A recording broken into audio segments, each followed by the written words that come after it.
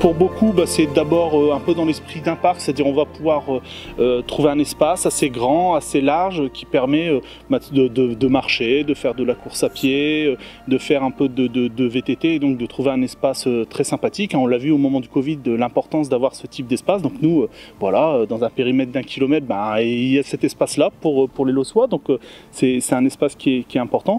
C'est aussi un espace où il y a beaucoup de demandes, et donc beaucoup de délégations de villes, de professionnels souhaitent venir découvrir, puisque c'est un territoire, les terris symbolisent cette histoire charbonnière, mais symbolise aussi la transition qu'on essaie d'opérer à Los, c'est-à-dire une trajectoire du noir, qui était l'extraction du charbon, donc de ressources naturelles qui par définition sont du coup limitées. Et aujourd'hui on essaie d'incarner un nouveau modèle, et donc on essaie de mettre en transition l'ensemble des politiques publiques pour faire en sorte de développer un modèle qui soit plus durable et qui fasse plus sens et qui soit plus juste pour l'homme et pour l'environnement.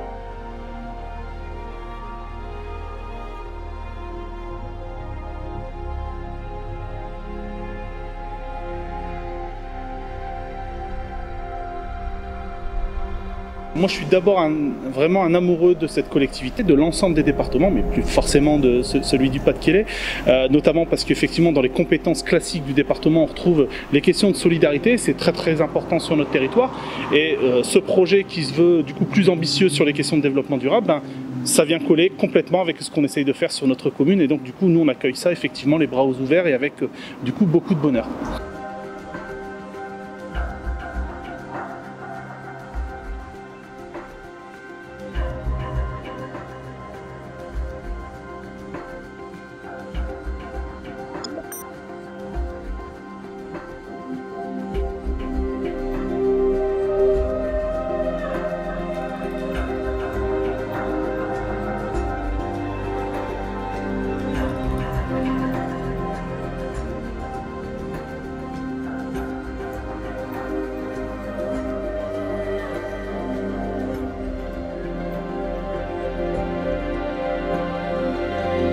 Monsieur le maire a décidé ici de rassembler l'école, la cantine et l'infrastructure du City-Stade. Comme ça, c'est cohérent par rapport à l'organisation de la commune. C'est un bel appareil pour nous travailler, puisque le service jeunesse utilise le City-Stade quasiment 1 à 2 fois ou 3 fois par semaine. Et de plus, l'après-midi, le City-Stade est ouvert aux jeunes.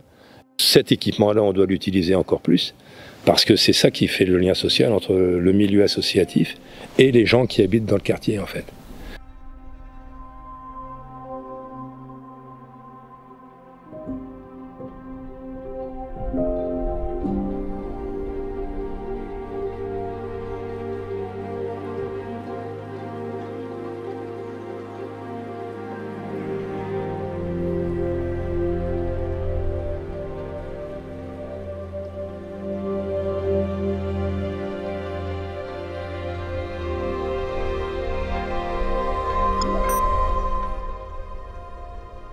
On est dans une médiathèque, certes, c'est vrai, on est labellisé médiathèque, mais aussi, forcément, quand j'explique qu'on est dans un tiers-lieu, on est capable, après une soirée, après un spectacle, de vous servir une bière ou un café, parce qu'on sert des bières aussi, c'est un lieu un peu magique, un peu fou. On a aussi une salle de répétition, on a une cuisine. Vous pouvez venir faire un atelier cuisine, il n'y a aucun problème. On a aussi un Fab Lab où vous pouvez imprimer en 3D des objets de votre choix, même scanner votre visage et le réimprimer au format voulu. On peut floquer des t-shirts, on peut imprimer des t-shirts. Il y a un musée numérique, comme je vous l'ai expliqué. On peut regarder des œuvres des musées des Hauts-de-France tout en restant ici au frais. Donc voilà, c'est un espace, c'est l'espace des possibles. La Poste de Grenay a fait le choix de fermer ses portes. Donc nous, dans une continuité de service public, on a décidé de récupérer la Poste et de l'ouvrir ici au centre de la ville, c'est-à-dire à la médiathèque. L'intérêt aussi, c'est d'ouvrir, on va dire, avec un champ horaire beaucoup plus large, car notre poste avant était ouvert 12 heures semaine. Ici, on est ouvert à peu près, on va dire, 40 heures semaine.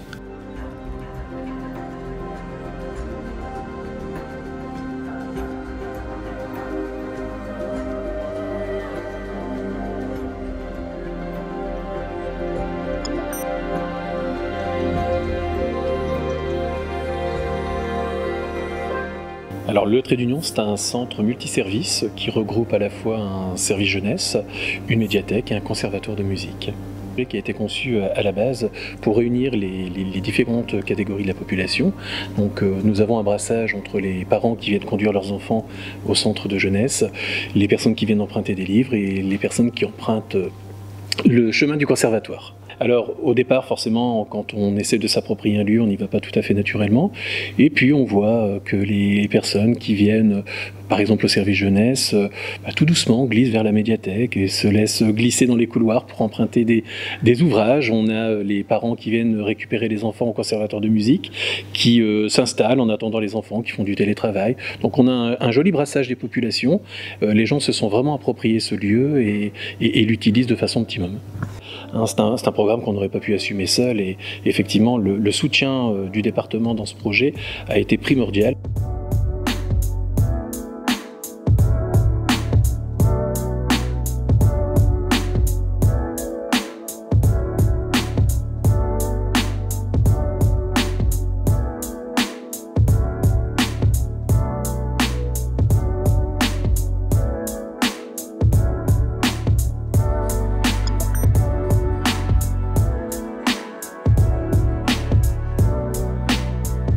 Les collèges que je connais, puisque bien entendu, natif de Vingles, j'y suis allé durant ma jeunesse. Alors il a bien changé, hein. On est sur une configuration complètement différente puisqu'il a été complètement réaménagé en 98.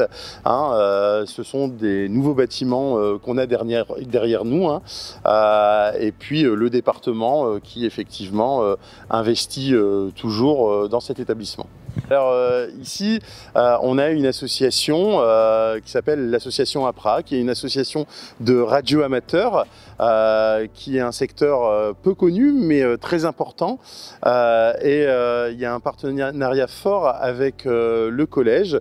Ils ont une salle dédiée aux radios amateurs. Ils viennent faire des démonstrations de différentes situations. Et ils ont eu la chance de pouvoir participer aussi à un projet quand Thomas Pesquet était juste au-dessus de nous pour rentrer en communication directement avec lui. Donc ça a été source 2 années de suite d'une petite manifestation et d'un petit rassemblement pour suivre le parcours de Thomas qui est passé juste au-dessus de nous. Donc ça me paraît très important d'avoir au sein de ma ville un collège qui permet de l'inclusion sur des enfants qui sont en trouble du comportement, qui parfois peuvent décrocher sur une section dite ordinaire et d'avoir des enseignements très adaptés à leur rythme et à leur capacité, c'est à mon sens aussi important.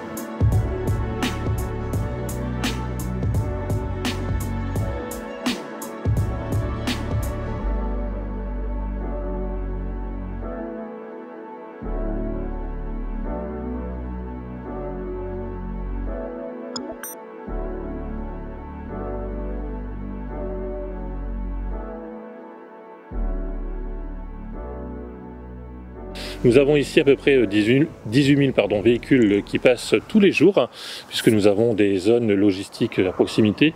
La zone logistique de Delta 3 à Dourges, effectivement, qui est une grosse zone logistique.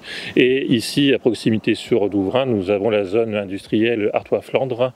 Donc vous avez un flux de véhicules important et de camions qui passent régulièrement ici sur cette départementale 165.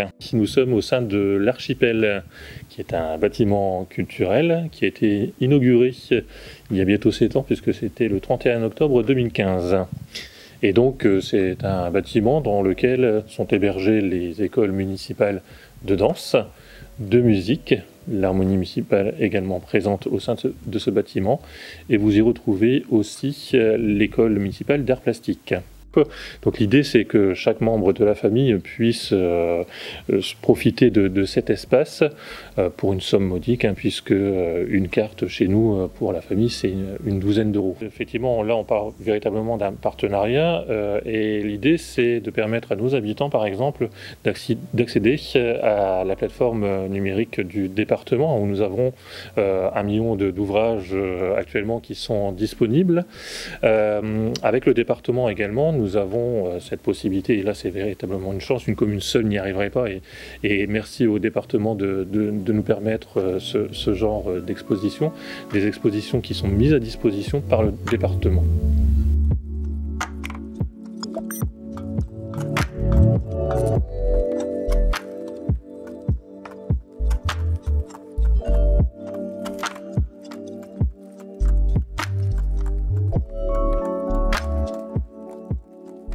Ici, on est sur le site de la fosse 13 bis. 13 bis dit aussi la fosse Félix Bollard, qui était un puits de ventilation qui ventilait en fait les mines qui étaient surtout sur Lens, comme la Cité 12. C'est un site qui a été creusé début des années 1900, avant la guerre 14-18, qui a été rasé pendant la guerre 14-18 et occupé pendant la guerre 14-18 par les Allemands. Ce site a été exploité utilisé jusque dans les années 50, début des années 50, pour être ensuite remblayé. Notre projet, c'est justement de mettre en valeur la biodiversité qui s'est installée autour de ce bâtiment et également sur le terri, qui est un terri plat sur l'arrière de la fosse. On est à peu près sur une surface de 2,6 hectares. Donc, et de refaire une connexion grâce au département jusqu'au parc Marcel Kébidu à Vingles.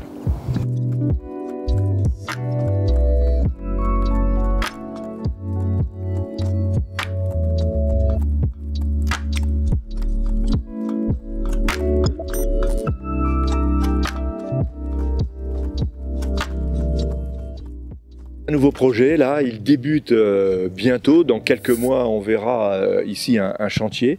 Alors, ce que l'on veut, toujours au quartier des Mouettes, derrière cette nouvelle salle de sport, eh bien, on veut créer un lieu de partage, un lieu qui soit à la fois multifonctionnel, intergénérationnel, un lieu où les enfants peuvent venir jouer avec un city-stade, avec des équipements sportifs, un lieu où on peut se promener, un lieu où on rencontre des animaux et on fera de l'éco-pâturage, un lieu où on pourra observer également. Site d'observation, nous avons les 2 terris jumeaux, nous avons également à proximité un champ de bataille de la guerre 14-18, donc un lieu d'information également sur la biodiversité du site.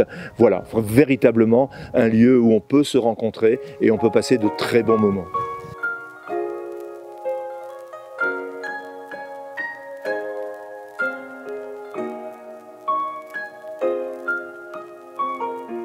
On se trouve à la gare SNCF, donc on a la chance d'avoir une gare sur la commune de Pont-Aventin qui sert beaucoup pour les Pont-Aventinois mais aussi sur les communes environnantes. Donc on peut aller jusque Lille et dans l'autre sens jusque Lens. On va voir pas très loin le passage de l'Eurovélo donc qui va passer normalement par le petit pont qui se trouve là-bas derrière et qui passera aussi par la gare d'eau, par le centre-ville, etc. Et ça c'est un beau projet qui va naître dans quelques temps, on l'espère. On n'a pas le choix de toute façon, il faut faire attention à la nature, à l'environnement et ça va passer par des petites actions et pourquoi pas aller travailler à vélo, voilà, quand on n'est pas trop loin de son travail. C'est plus rapide, c'est écologique et en plus on garde la forme. Eh bien c'est encore la gare d'eau, on a la chance vraiment d'avoir un très beau cadre de vie à Pont-Aventin. Donc là ici on était sur le bord du canal tout à l'heure et puis on se retrouve ici où on peut venir courir, marcher, faire du vélo. Moi je vois avec mes enfants au premier rayon de soleil, sac à dos sur les épaules, on prend nos vélos et puis on longe le canal et on va jusque Courrières. On peut aller aussi dans l'autre sens jusque Beauvais, Donsanguin.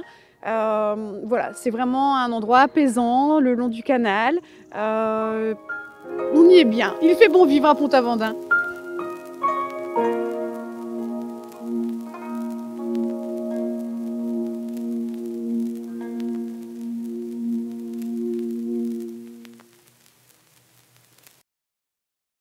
comme vous avez pu le voir, de belles images de notre canton de Vingles. Les 9 communes qui forment ce beau territoire, eh bien des communes dynamiques, bien aidées, bien accompagnées par le département, que ce soit pour l'aménagement sportif, des équipements sportifs, que ce soit pour les équipements culturels, les médiathèques par exemple, ou l'aménagement de nos espaces naturels, ou encore de nos routes départementales. N'oublions pas non plus les 4 collèges du canton, 4 collèges qui accueillent notre jeunesse, nos collégiens, 4 collèges également qui offrent une belle et bonne restauration utilisant des produits locaux. Alors, il était difficile de vous montrer tout ce qui est fait dans notre canton, mais le département, c'est aussi et surtout la solidarité. C'est l'accompagnement de la petite enfance avec la PMI ou les garderies, c'est l'accompagnement des personnes âgées avec l'APA ou l'aide à domicile, c'est l'accompagnement des personnes en situation de handicap, et enfin, c'est l'accompagnement à l'emploi de ceux qui en sont privés. Alors, n'hésitez pas, nous restons à votre disposition, à la disposition des communes, à la disposition des habitants pour répondre à vos attentes.